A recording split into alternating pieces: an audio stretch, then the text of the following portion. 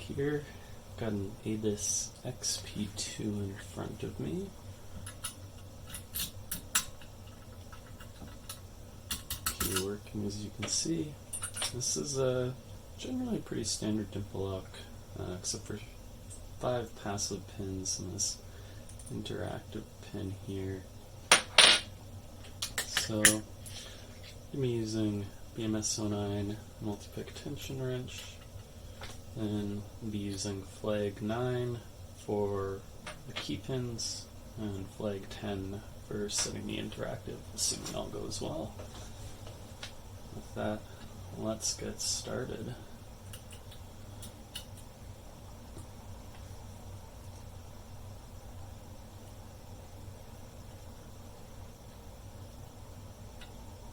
Here we go. There's a pin and pin 5, we just set that.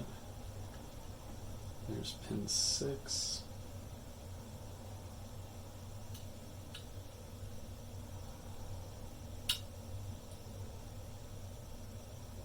Let's see, the pin 4.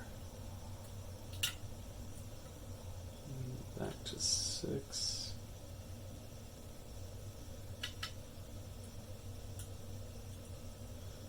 Get a little tap on 5 on our way back.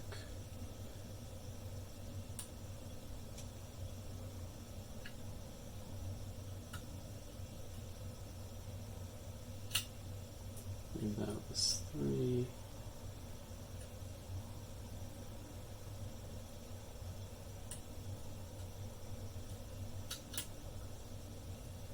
Back to 6, of course.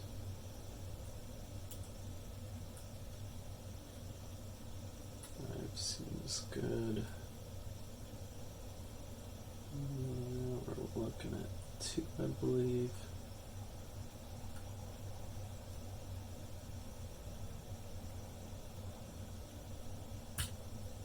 Did not quite get that. Okay, we got 1 first, now 2.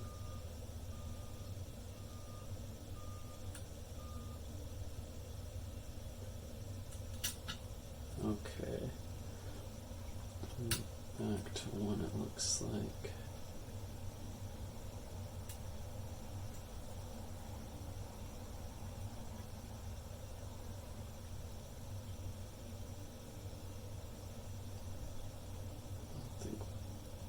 There we go. And as soon as we're going back to pin 6 here.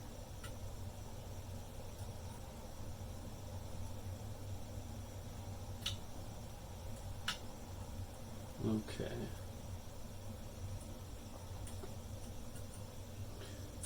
I think we got all the regular pins. Oh yeah, there we go. We got a little nudge to 5 to get the pin set. Should be time for the interactive now. So slide the pick right up there. Find this tiny little bugger.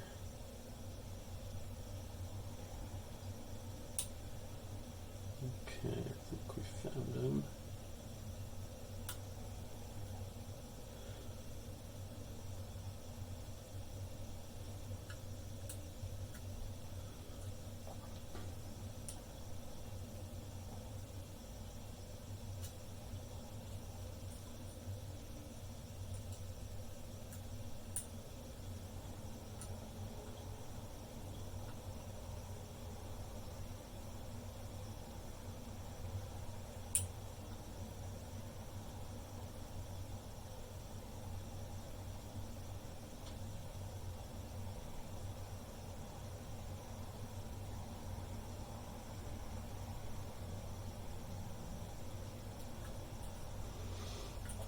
Being very careful I don't ease up on tension too far, or else I'm going to be starting this video over.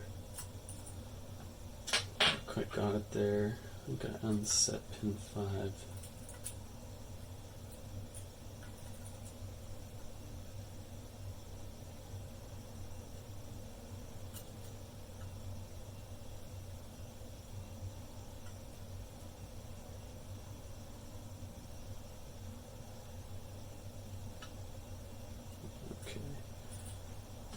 better. I think we're all set there.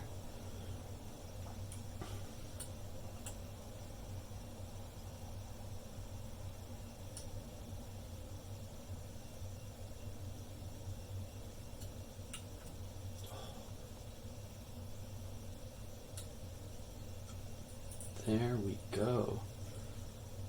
Okay.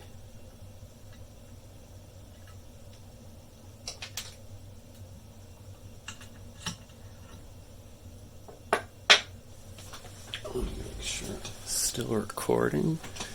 Wow, much better than I thought. Seemed too good to be true. I was certain the camera would have turned off or something.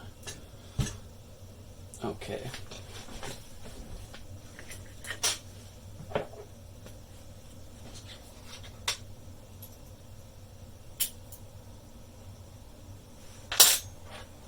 Let's get rid of some of this stuff.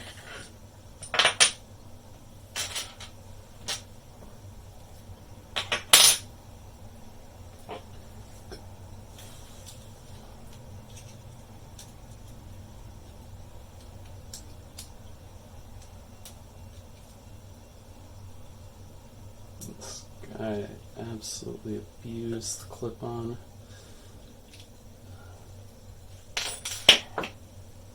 Well, I guess we'll keep that around. Now, I'm going to be very careful as I take this out for the interactive.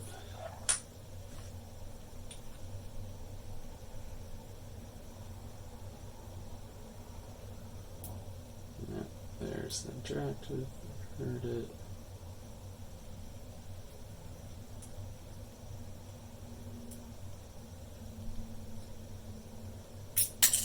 Oh boy.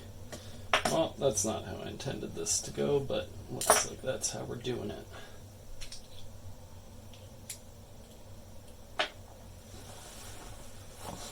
Just see if there's any. Got one pin in my lap.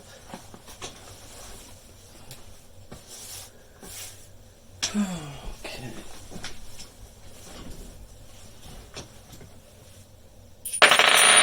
Wow. Okay, that's a disaster. Fortunately, I know pretty well how these pins go.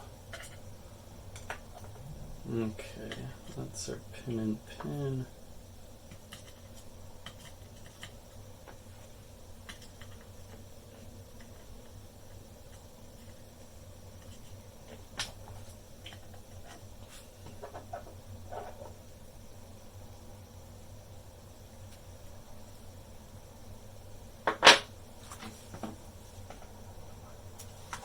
Jesus. 1, 2, 3, 4, 5, 6. Okay. Now, I know these spools pretty well by the way they match up to the key pins. Whoops. Rookie hour over here.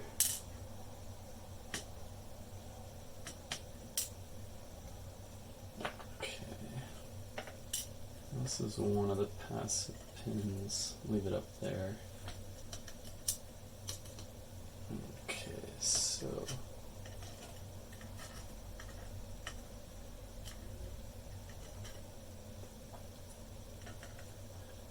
I'm pretty sure I got a short little fat one there. Got medium-sized. Oh, actually, this guy. Got these medium-sized ones there. Short one at the front. And leave one of these long guys at the back. Actually, it's probably that guy there. The slightly longer one was there. Okay. And we got two types of springs here, which is kind of interesting. I believe they're like that, if I recall correctly.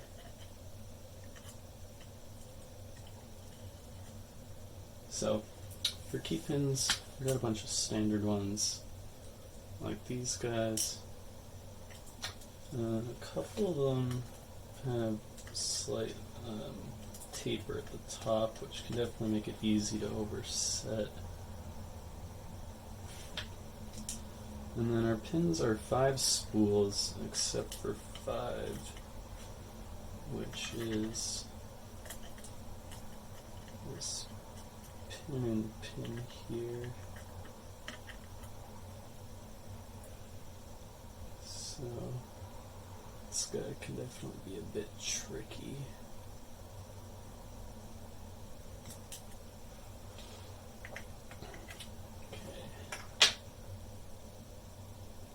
Then we got, so these passive pins do come in 2 sizes. I know these 2 are the smaller ones that interact with the side of the key. Nothing too crazy or special. And then we got, I believe, slightly longer ones like this guy that are from, okay, there's the interactive. Don't want to lose that. So there's one of these other longer ones. There's another.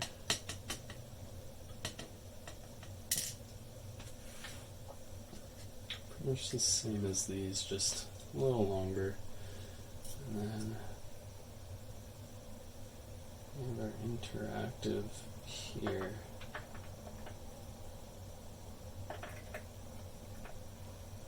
So there's the cap.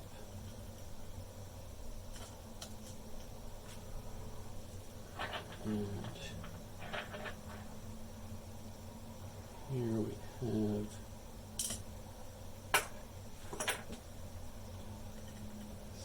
this, yeah, so there's a little spring still in the cap here. And then we got the base that attaches to the plug. You can see the spots milled a little wider, which lets the cap get into a false set, which is inevitably going to happen as you're dealing with all these spools. And other than that, pretty standard. Got the side passive pins, interactive, and whatever other passive pins on the regular pin chambers. And our house is too special. You can see the grooves on the inside for the passive and interactive pins. I hope you enjoyed that disaster of a gut, but actually a decent pick. Thank you.